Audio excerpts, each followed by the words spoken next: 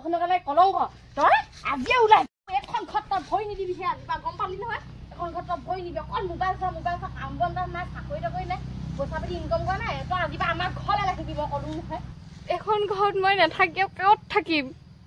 যা ক'ত যাও যা তই কোনে মোবাইল দেখাই হিয়া আছলে যা হ'ব দে যা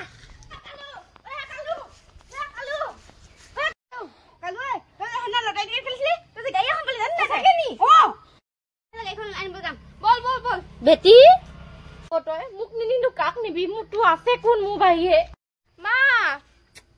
तेरा तो गेम बजाना पड़ेगा